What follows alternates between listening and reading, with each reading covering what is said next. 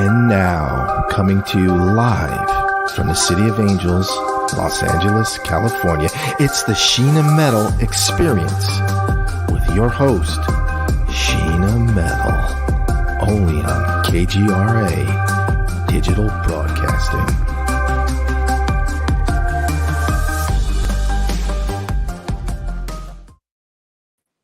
Hi, and welcome to the Sheena Metal Experience on KGRA Digital Broadcasting Network. I'm your host, Sheena Metal. I'm a psychic medium.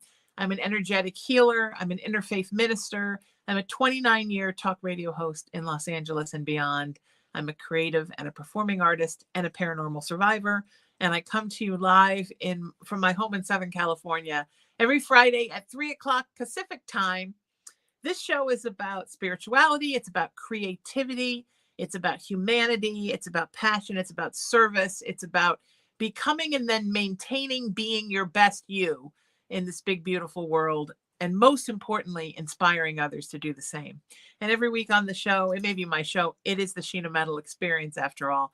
But that doesn't mean it's not always and forever your experience. My guest today is a wonderfully talented fine artist and also a very talented podcast host. I am honored to join her every other week on our friend Gay and Bruno's podcast Between the Sheets, and always enjoy hearing about and looking at her beautiful art. Please welcome to the show, the wonderful Mara Shane is here. Hi, friend. How are you? I'm great. Thank you for having me on. This is so fun. Thank you for being here with me. I'm so thrilled to have you. Tell my viewers a little bit about you because it's your first time on my show. When did you know that you were an artist? I mean, was it a calling for you? Did you always know that you were compelled to make art? Well, I didn't really have a choice because I believe artistic ability kind of runs in the family, and everyone from my dad, well, actually my dad and my mom, they're both very artistic. Yeah. And my dad's a wonderful artist. And so when as little as like far back as I can remember, I came out drawing. Like I was constantly drawing in second grade and third grade and all through. That's the way to keep me quiet at the table. I would always have my crayons. So yeah, I'm just a natural drawer artist. Yeah. It doesn't always run in the family because I had two extremely artistic parents and I got nothing. So well, that's funny. That's kind of like how my dad is because he's the only artist in his family. Everybody else is art lawyers. Yeah. So I guess you're right there, Sheena. As a kid, I never had to worry. Like if I wanted something or like after the Northridge earthquake destroyed a bunch of my stuff, my parents would be like, oh, no, just bring it down here and we'll fix it. And then they would fix anything. I mean, they would make anything look beautiful again. And anything that I needed, they would just make. It was kind of the most amazing thing. And my mom, as a matter of fact, I was thinking about this the other day. I had this little cat named Liam, and he loved this toy that Hearts made. And I guess it was supposed to be a spider, but it looked like an octopus. So we called it Furpuss. And he loved Furpuss. And it was the only thing he wanted to play with. And he would use it until there was nothing left but a little patch of white fur about that big, at which point we would just call it Furpuss. And then that would die. And then we go buy him another one. Well, one day they stopped making them and there was no more Furpuss. And he was so distraught. And my mom was like, oh, no problem. I can make Furpuss. And she went to a craft store and got fur and pipe cleaners and eyes and a little mouth. And she made, and then she just started making the cats everything. And then they all liked, grandma's toys better than anything you could buy in the store. So I grew up with that kind of art always around me. Like, want this sweater? Oh, I'll make it.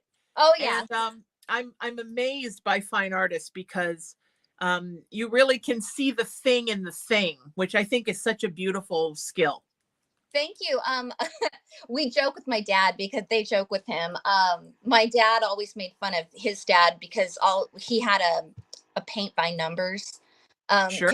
on his wall. My dad always looked down on him for that. And my dad is known to he's so visual that when he went into a restaurant with his brother, my Uncle Larry, he refused to eat there because he hated the aesthetics of the door. We work with architects, and in my day job, I work for his company, Zabo Studios, and we work with architects and builders. And so my dad, he didn't feel that he had what it took to be a fine artist, and that's total crap because I think he's one of the best artists I've ever seen. So he made his living by starting his own business doing visuals for architects, to sort of sell the community before it's done. So nowadays everything's all computer, but back in the day he would do pen and ink and watercolor. I remember as a kid. Wow, that's so cool. I think art is art. If you're an artist, you're an artist. And I don't think it matters how you do it or what you do or what your medium is. If you're making things, then you're an artist. You know, one of the things my dad did was he built wooden sailboats. I mean, he literally everything had to be wood and it all had to be done from scratch. And he would take months like bending the wood to curve it. And when I was a kid, he made two 30-foot sailboats in our garage. That's 100% cool. out of wood. And anything that had to be not wood, any of the iron stuff had to all be antique. So we'd go to these old shipyards when I was a kid where they were just tearing down the boats and getting rid of what they didn't need. And he would buy all these clamps and he would make all the stuff with wooden clamps. It was really like the 1800s in my garage. But that was a way that he expressed himself, you know? Yeah. So it's fascinating to me when people have the ability to do that. And I'm such a fan of it, even though like if I draw a stick man, I always laugh that when my niece was 2, she surpassed my ability to draw because we used to draw together. And then suddenly she was better than me. And I'm like, wait, but you're 3. So, but boy, I love art and I have it all over my house in all different forms. And I admire what you do because you're so brilliant.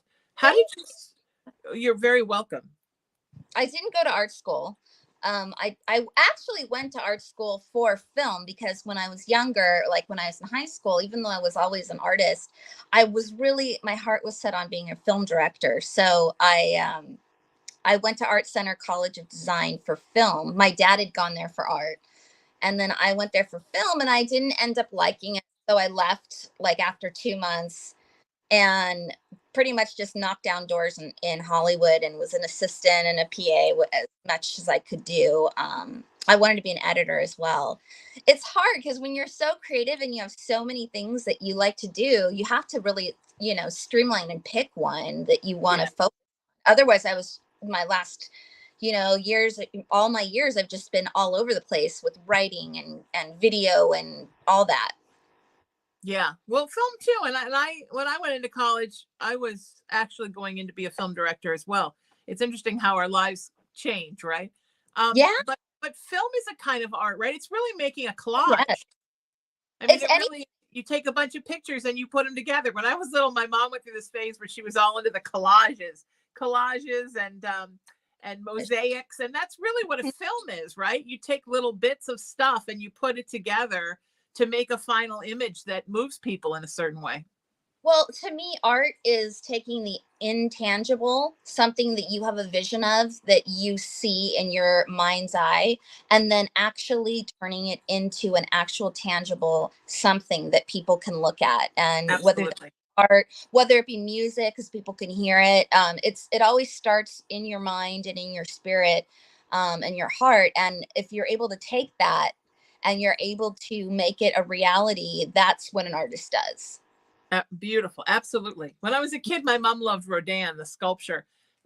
And she had all these books on Rodin. And every time we were in a museum, if they had a Rodin, we had to go to that museum and find it. And we wandered around the country because she was like a Rodin fangirl. And I always used to think when I looked at the sculptures, what did this look like when he got it? Like, what was it before he got it? Because it was just a big old slab of something, right? And then somehow he saw inside of it what it could be and chiseled it down. And I think that is amazing. And I think, like you said, right, an artist sees the art where there is no art and makes the art.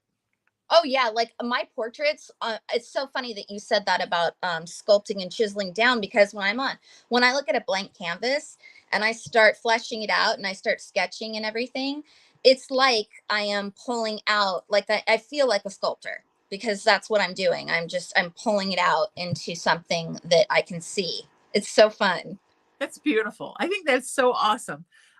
When did you sort of figure out what your thing was, right? I mean, art always changes, right? And there's a million things you can do, but I think everybody sort of finds their brand, so to speak. And it doesn't mean that's all you do, but you find out like what sort of is what's your niche, right? And how did you find that? Well, ever since I was a kid, I loved drawing faces. I started by drawing Snow White and the Disney princesses back in, this was like in 1982. So it was like Cinderella and, the Right. kind that I could only look at. I looked at them by looking at them in a book, and then I'd freehand draw. But faces always captivated me. And then when I got to be in like junior high, I remember this one guy, he's one of my Facebook friends, Jody Brusca, asked me to do a Led Zeppelin for him once. So I did a picture of Led Zeppelin. Nice. I was just constantly drawing. I was drawing. It's so funny. I had a crush on this guy in high school, and the way I express myself is through drawing faces. And I drew a picture of him, and I put it in my frame. I didn't give it to him. And I remember my girlfriend Kelly being like, "Oh my God, I can't look at his head." Like it was always, it was like his head, and it looked so real. So for me, then I've always had a thing with drawing bands and the hair bands back then, like Poison, Mm. Bret Michaels. I love music, and I grew up, I was 17 when Nirvana came out, and I was a junior in high school, and I was in my junior high years when Bon Jovi and Guns N' Roses and all of those guys came out, Aerosmith. And to me, drawing is just like breathing. It's just a second nature. It calms Yes. down. I get absorbed. Time flies. I can't, it's the weirdest thing when you're really into something Yeah. and the time just goes by and you're like, that was 3 hours ago. The last time I looked at the clock. Yeah. Yeah. Isn't that interesting? Yeah. Mhm. I love that. And It's so absorbing. I love your use of color. I love color. And color is actually something I'm good at. I'm not good. When I was in college, I did like a 2 hour video of all of the characters I was doing at the time. And my best friend was a brilliant visual artist. So we did like these illustrations of all my different characters to use in the video. So he would draw them because he was super busy, right? He would come over and he would draw them, and then I would paint them because I love colors, and then he would come back and do all the lines over the top. And Oh, that's because great. that was the one thing I could do, and that was a very time consuming thing for him, was the coloring. Oh, So very I just went and got a bunch of paints, and I grew up playing with paints because my parents always had paints out, and I yes. love the paints. I love the palette. I love mixing the paints together. I love the wooden brush holder because my dad did oils mostly. Oh, I loved all that stuff, and I would just like to play with the palette. It was when I had to put stuff down on the canvas that the shit show began. But for me, I love the colors. So that's one of the things I love about artists is wonderful use of color. it's funny that you say that though, because my portraits, they're mostly all black and white, but then what I do is the background. I do a really big neon pop of color in the back. Yes. Yes. But I've tried doing faces in like to make it look realistic, like skin flesh tones and stuff. And I don't really feel I'm really good at that. I mean, I think maybe eventually I could get better at it. But for me, black and white and shades of gray, or like picking one color like pink or blue, it's easier for me right now. For some Well, reason, well, not do oil. that's your style. I mean, that's your thing, right? It doesn't have to be everybody has their own style and their own way of doing things. And Yeah, that's the like beautiful thing about art. I think as kids, when we're growing up as artists, whether it's fine artists or performing artists, we're sort of told like you have to do this thing like this other person did, but you really don't. You have to do your thing just the way you do it, and that's what makes you different from everybody else, right? it's funny that you mentioned that. Like here, I'm holding up a canvas I did of Billie Eilish.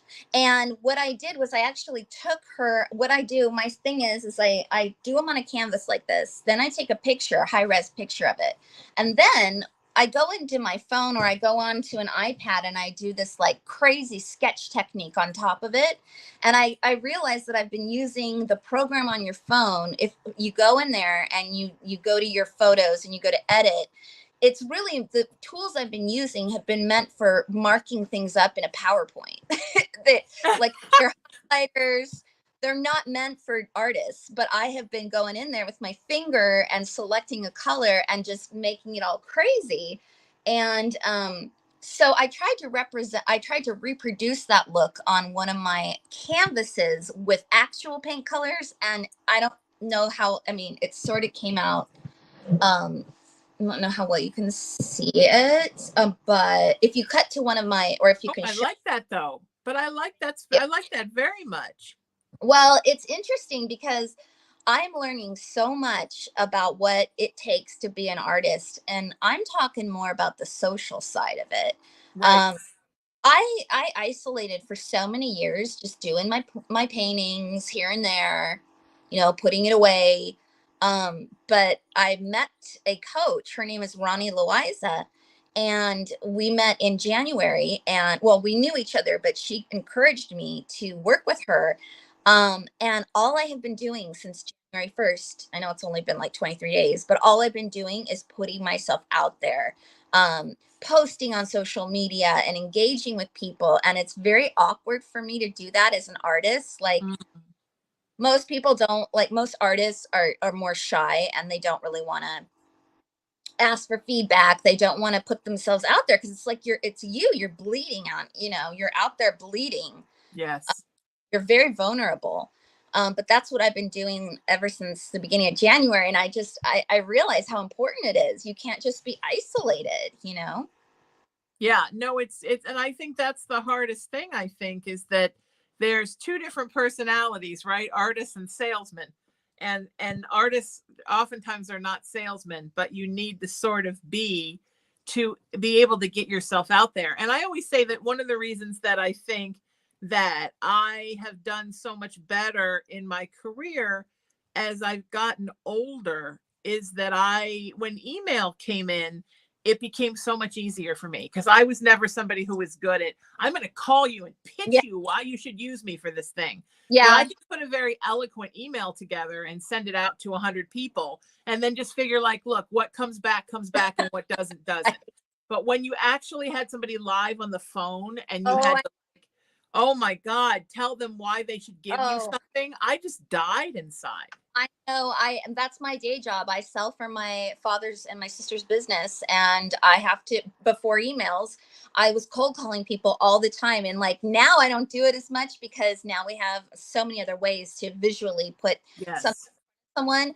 But when I had to cold call people and I didn't know if I was getting them in the middle of a meeting, God, it's the worst. You have to do your spiel, and I'm terrible at that. And you think it'd be easier for someone who, when it's you and you're putting your work out there, but it's not. It's very scary to me to do that. Yes. Yeah, but now I agree. Nowadays you've got YouTube, you've got Instagram, you've got Facebook and Twitter and TikTok and all those avenues that you can share. But even last year and the years before, I was only putting up a picture of my painting and that's it. I wasn't saying anything about it. I wasn't for critiques or feedback. And I definitely wasn't putting myself on camera. So it's a new thing. Right. Yes. And I have people tell me that all the time. I'm just going to do my thing. I'm just gonna put it out there and let it stand for itself. And I'm like, you know what? You're welcome to, but I got to tell you, that's not how the world works anymore. The world works now is everybody wants to know who the person behind the art is. Yes, they Everybody wants you to be a voice. I mean, I know some actors because I grew up as an actor, and I know some actors that are my age and older that still have that ideology of an actor's a blank canvas. No one cares what we think. No, that's not the world anymore. This generation growing up now, like the Billie Eilish generation, right? I mean, they want to know what the music is about. Who do these people stand for politically and sociologically? What's their spirituality? How do they feel about their art? Because they grew up with these younger people having, social media and telling their story. And the Mhm. truth is a lot of what makes you fall in love with an artist is first it's the art, but then you fall in love with the artist by finding out who they are and what makes the art. And then you love the Yeah. art even more. So it Yeah. really is kind of a three-layered thing, and you Mhm. you can't have one without the other. I remember when I got into radio, I thought, I'm not going to ever say anything about my own life. I'm just going to talk about other stuff. Yeah, that lasted about a week.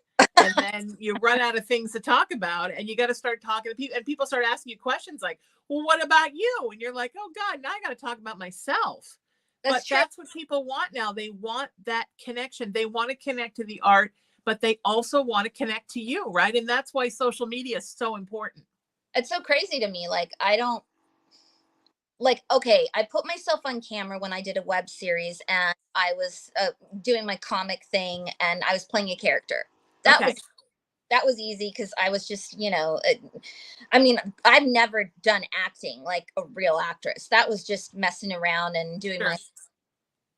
But to go up, to put yourself on camera being who you really are is I don't know, it's vulnerability at its highest, it's that voice inside that's going like, people are going to think you're such a narcissist, and why are you always talking about Right. yourself? And actually, I heard from someone when I confessed, well, it was Ronnie actually who's coaching me, and I told her, okay, I put a video up of me asking for feedback, but I felt like a total narcissist. Like, it's like show, like, get over yourself. And she wrote back something very smart, and she said, Mara, narcissists don't ask for feedback. They don't care what anyone Exactly. cares Exactly. in improving. They just do their thing, and that's it. And Right. so it's new to me because I always feel like I'm bothering people. Yes. I care what people think. I have voices that are, from the past that I hear in my head of different people that have come into my life, and they're, trying to dim my light all the time and telling me to, like, God, you're so intense, and who are you to shine, And it's weird. I have a lot of shame that I'm trying to get over as I promote my work and who I am. It's very scary. Well, I think a lot of that is being an empathic person, because as an empath, I find that we are acutely aware of everything that goes on around us. Oh, And we have the embarrassment gene, right? Like I get embarrassed so easy. So about a little while ago, my friend had a dinner party for a bunch of creatives that were all her friends. And it was, maybe there were maybe like 20 of us. And one of them was a chef, and he cooked. And one of the guys at the table was starting a cable network. And every single person in that room was basically walking up to him and asking for a show. And I was dying of embarrassment for them. And because I just can't believe that you would just walk up to somebody you'd never met and ask them for a show. I mean, the idea of that. And I was the only one in the room with, well, maybe with one or two exceptions, that actually had shows. But yeah. these other people were like, oh, hey, I make this widget. Can I have a show? So I Some people pulled are not, yeah, some people are good at self-promoting themselves, and it's just right. exactly. So I Yeah. pulled out my business card, and I asked him to come and do my show. And then we became really good friends. And then he asked me if I wanted to do a show for him. His network never got launched, but that, Mhm. for me, that's the way I'm comfortable with doing it. Let me offer you something. Well, And then if you want to ask me to do something, fantastic. And that's how I've done a lot of stuff that I've done in my career since I started in radio. Was I asked someone to come and do my show, and then they had a good time and asked me to do their thing. And I always wanted to do their thing, but I'm not going to walk up to somebody and say, hey, can I be involved in your thing? I'm just not that person. That makes me embarrassed for me. but one thing you're doing is, and something I'm learning hardcore this year, is if you don't ask, you don't get anywhere. Yeah. So you asking for your own show, but you were engaging with the person and asking how your brain was going on how you could, jive together. Did I Right. just say jive? That's You just said jive. It's awesome. I'm on But word. that's the art of manifesting, right? If you want something, you Well, manifest it, but you don't manifest it by cornering somebody and shoving it down their throat. No, Because that's true, Sheena. But there's also the what I was doing, which is doesn't get people anywhere, where you're manifesting it and you're like, it's coming to me, but you're not taking any action, like oh none. no. Well, I would say that's almost like meditating on something. You want Yeah, to manifest it. I know. I think ever since the Secret and the vision boards, people think manifesting is you cut out a picture of Fabio yeah, and stick it on a piece of poster board, and then he just knocks on your door. It's not like that. It's you have to actually, part of manifesting is a process, right? And you have to find a way to get yourself to the thing that you want by encouraging the energy to come in the same way that if you were, trying to manifest a new perfume, you would be trying different chemicals until you got it right? Trying different right. scents and different energies until you got what you wanted. And I think it's the same thing with manifesting anything that you want. It's not, you're not pushing to get it, but you're also not just sitting around on your hands thinking, well, if I just want it, it will be brought to me. Right. It's definitely a learning experience for me, because like I didn't want to do the things I'm doing this year with my art. I did not want, I'm fighting it every day to put myself out there and engage um and kind of like silence that voice, or hear the voice putting me down in my head, but just do it anyway. Like Sure. that, because the voice in my head wants to cultivate my image, and like, what would people think, and I can't be honest and vulnerable, I look desperate, things like that. Yes.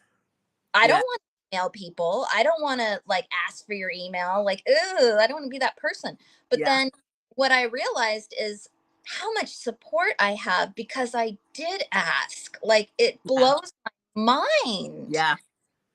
like it's just a lot of negative self-talk in the back of my head stops me from, or did stop me from, doing anything different and taking any risk. I was Yeah. too scared. Yeah. um It's certain hard. that I was certain that I knew the outcome. Mara, people aren't gonna give you, people Yeah. are, they don't want to hear what you have to offer, they're not interested, like, get real, Yep. Yep. Yeah. so I didn't do any. Yes. I remember the first time I directed the vagina monologues, and I had never directed anything before. I'd written and I'd produced, but I'd never directed. And I didn't want anyone to know that. And so I'm putting this letter together, and I'm going to send it to all these like celebrities that have been on my radio show. And I remember as I was hitting send to go out, I thought, you're out of your flipping mind. None of these women are going to do this show for you. They're all going to, no one is ever going to talk to you again, because that's the voice, right? That goes into Oh your, yeah. and then, boom, the responses started coming in. And the next thing I knew, I had 40 of them to do the show. It's, you have to trust. And I think, like we're talking about, there's a way to do something. If you do something in a way that feels good to you, and you're saying to somebody, hey, I would love for you to come and do this. I really believe in your talent. We're doing it for charity. That always makes me feel better if I'm doing it for something for charity. You only have to be there for one night. We're going to do a run through right before, so you're not inconveniencing anybody, because I hate inconveniencing people. If you're busy, I totally understand. Maybe we could do it another time. So nobody feels like you're not like at the dinner party and someone's in your face asking for a show. It's just like, hey, if this interests you, get back to me. And I think that I've become that person in my life, learning that art of how to just throw something out there without expecting a certain outcome. And honestly, inside of me, also not expecting the outcome. Expecting the outcome to be, hey, it would be great if it happened, but if it's not their thing, I totally understand. I think as an artist, sometimes when we're young, we build everything up so much in our heads, right? And then we're crestfallen when it doesn't happen. Yeah, that's a And huge. just because somebody doesn't want something of yours, it's not that big of a deal. It's just at that time, that thing is not right for them. And that's all right. Well, that's huge. Dealing with your own expectations, and Oh, that's a whole art of itself. It's funny, when you were talking, I was reminded. I tried to sell Mary Kay cosmetics oh my back. God, that's fantastic. Oh my God, I sucked. That my friend Angie calls me Mary Kay for the day, because that's I only day. But there was a girl, God bless her, in there, and she was so good. She kept raising through the ranks, and she's driving a pink car, the Mary Kay car. She's got people working below her. But the thing that I didn't like was every time you saw her, she was running at you like, try this. And oh, I know you're busy, but I just got to show you this. I just have to show you. And her goal was to sell, because Right. she's basically very good at it. But I don't ever want to come off as that annoying person. So that's, I think, what basically held me back from, talking about myself and talking about my art, because I don't want to be that like me centric person. Mm. There's nothing wrong with what she did, and she made a whole career for herself. But I just have I have my guard up about, like, I don't want to bother people. Yeah, yeah. No, I'm the same way. And I don't react well to the hard sell either. Even like if someone's trying to hard sell, like I remember once when I was a kid, my friend's mom threw this party and invited my mom and me. And she was like, oh, it's just a bunch of neighbors from the neighborhood. We're going to get to know each other better. And then we got there and her sister-in-law was trying to make everyone buy this jewelry. And I like immediately got so embarrassed for her that I was just like paralyzed. And I couldn't wait to get out of there. Like if I'm in a car lot and I see the car salesman start running towards me, like I will run to my car and leave, even if I really want to look at that car. It takes a certain personality to be a salesperson. And that's probably why I'm very good at the job I'm doing for my family business, because I mean, I admire you. Great sales, but I've also had real slow times. And it really takes a person that loves challenging, loves the race, loves the challenge. Yes, My yes. old best friend, today is her 15th anniversary of the day of her death. May So she rest. sorry, sweetheart. Her name was Lindsay, and she I'll never forget her. But anyway, she loves sales. It thrilled her. It was challenging to her. I don't. I'm like such a non-confrontal person. I hate conflict. Like I don't. Yes. When I hit like a non-object, or not a real person, like a lamppost or something, and I say sorry, and I pass it. Yes, exactly. Like, yes, I'm so sorry, pylon. Oh my God! Yes. As a woman, I don't know. Maybe it's because you're a woman, but like, or maybe not. But no, I don't really know if it has anything to do with that. But I've been so apologetic my whole life, so like mousy about things, and nice, and I realized that there is a happy medium. You can be proud of yourself, and you can be like, look what I did, without also being a total insufferable pig. Yes, yes. So yes, yeah. yes. And I think as women, we're taught like, like if a man is, and this is cliched to say, but if a man is pushy, he's assertive. If a woman is pushy, then she's aggressive. Right. So we're raised, not, don't do anything that's going to make anybody think that you're speaking out of turn or acting out of turn. And we become very, I think, overly aware of all of our actions and apologetic. Yeah. And then completely apologetic for who we are. Yeah. Especially when I am a nice person at heart and I do not want to hurt someone's feelings. I care too much about what people think. And when you care about what people think, that is just the worst way to live your life. Right. You literally can't do that. I mean, you can care enough to be nice and word things a certain way. Like, is it necessary? Is it kind? Is it true? That thing. I just saw that earlier today. You know what I mean? Those 4 questions you're supposed to ask yourself before you say something. Oh, I love that. Yes. Yeah. One of them was like, is it necessary? Is it kind? Is it true? And there's one more. I can't remember. Oh, I like that. Oh, you'll have to send that to me. I love that. Yeah, I love it. But like, in a perfect world, we would all act that way. But a lot of times I say things without thinking all the time. Yes. So, but it's important to believe in yourself. Like, I can't believe how important it is to take pride in what you do and not and really like kick the ass of the inner voice inside of you that's telling you that you're a loser and you don't Yeah. deserve. That's hard. Yeah. No, it is really hard. And I think especially for artists, because we internally process so much. And for empaths, for the same Yeah, reason, that we very. have to sort of get out of our own way and realize that a lot of that's coming from us. And there's the in spirituality, like that book, The Four Agreements. I think the hardest one is what other people think of me is none of my business. Oh, Because it's so hard to get to that place where you just make yourself immune to what other people think of you. business. I know. That's why with artists, I ran into a post the other day from an artist on Threads, and she said something like, "Why? I'm really hurt that nobody likes when I put my art up. I'm not getting any likes or hardly any, maybe 10, 20, but that's not enough. Okay.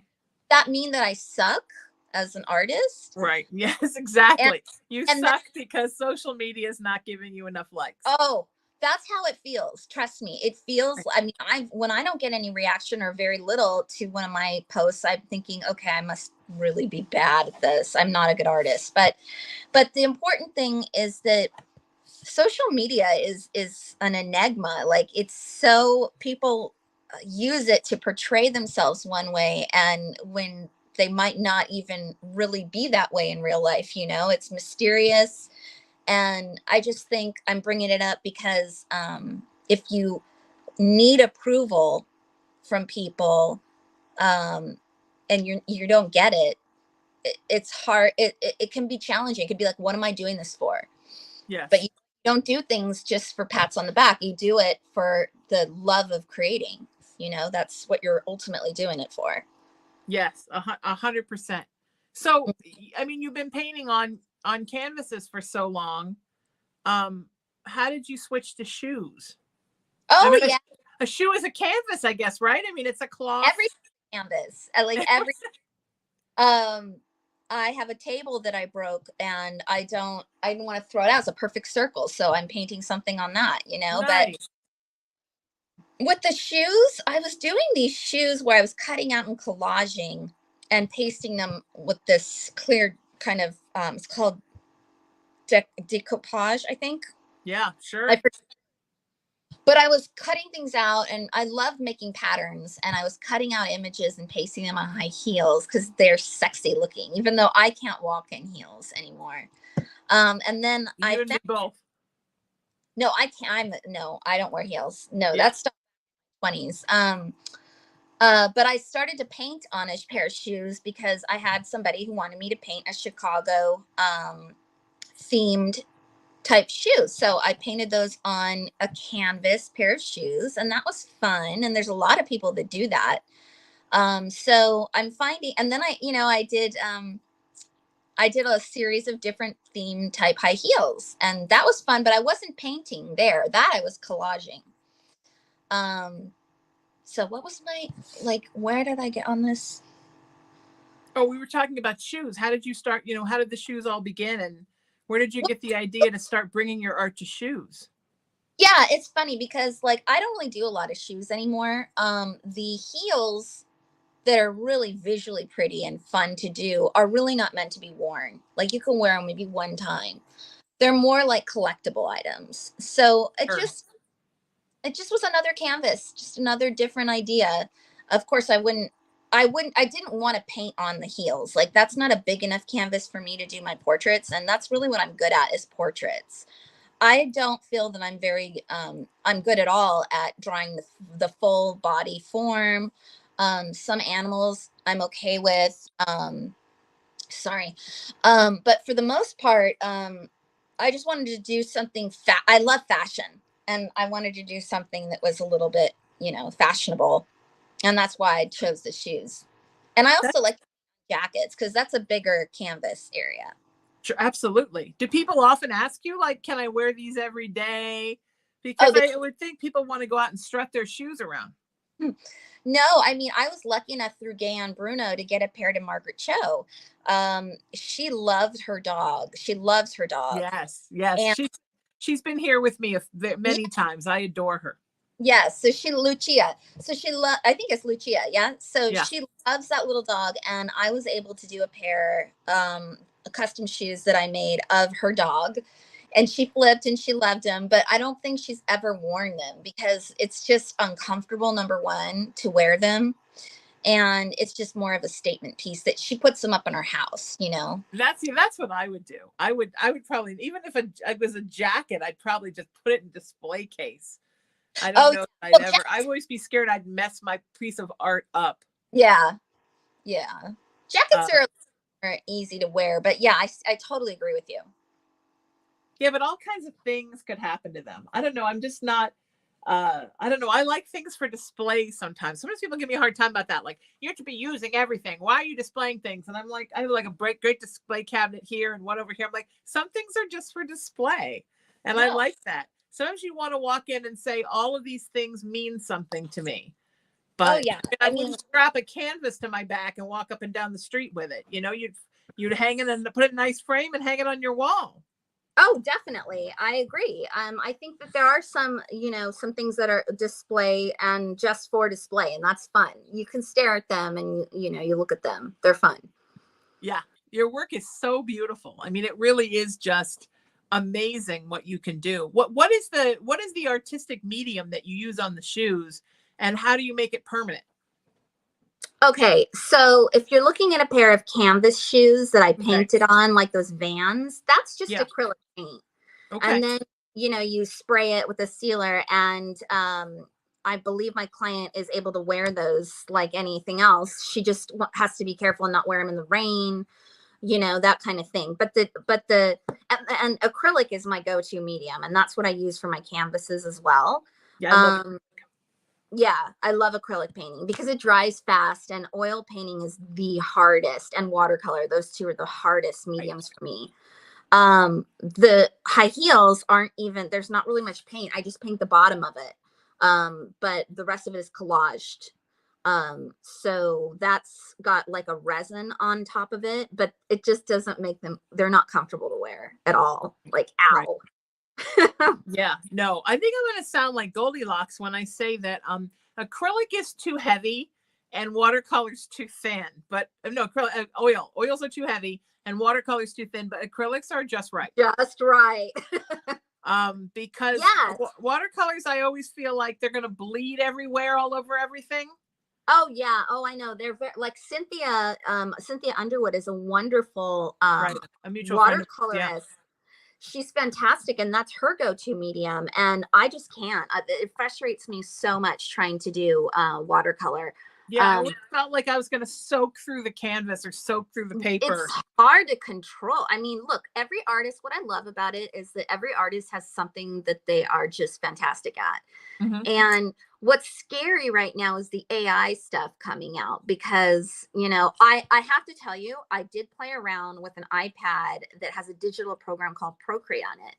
And Okay. and I put a picture of my Billie Eilish canvas in there, and I was just messing around because this is an app made for artists.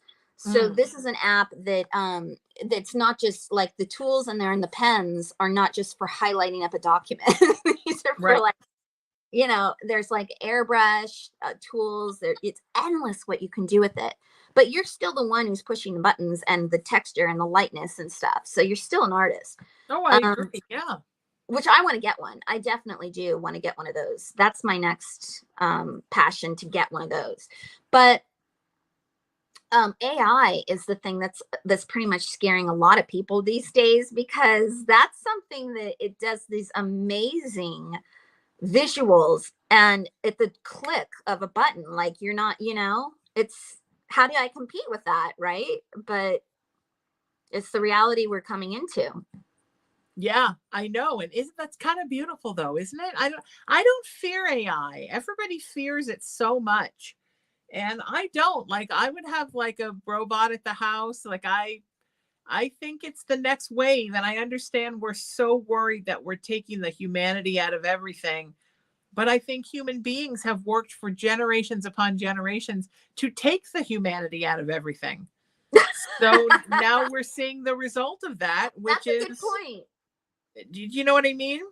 Well, I feel that way with movies. I feel like where's the humanity these days? Like that after the 90s, I feel like the movies started to just lose their hearts. Yeah. Yeah, I Yeah. think just rehash the same thing over and over again. Yeah.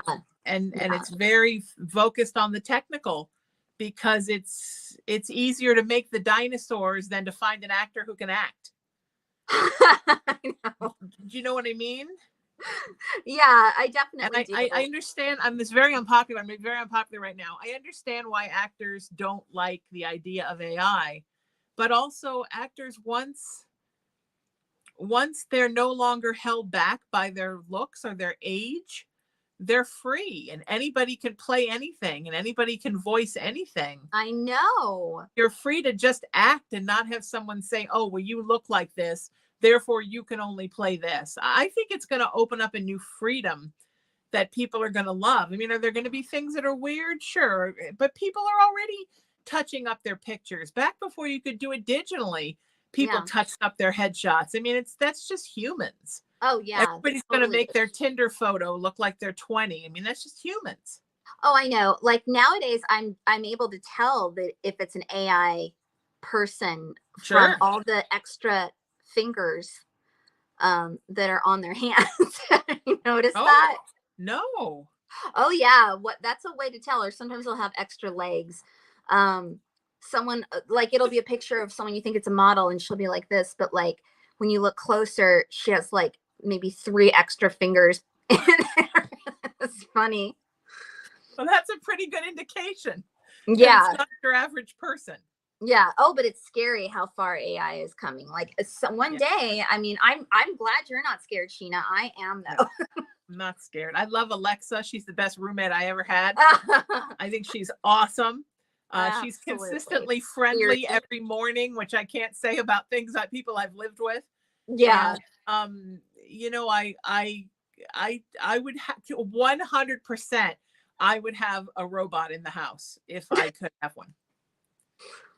That Definitely. Maybe did a little light dusting and watch some TV with me. I would be all about that. I think it's maybe we're going to need to pull humanity out of things to learn to be humane again. Because I think we've sort of forgotten that, you know? That's profound what you just said. So maybe we'll learn from our robots, right? And become better people because of it. Maybe. And then one day there'll be a big robot revolution. I say this all the time because they'll say, hey, we don't want to be your sex slaves and your factory workers anymore. We're also people. So now you're in trouble. But that's by what then I'll be gone. Well, that's what everyone's afraid of. They're all going to turn on us and they're going to be like, we don't need you. Let's, turn on you. Hello. Well, and I say this all the time, and I'll leave you with this. Everybody says, well, they're not people, they're not humans because they don't have souls. But if the idea of a soul is that as you are coming into this world, God places a soul in you, then who's to say as a robot is coming into this world, God doesn't place a soul in there? Because they're not human.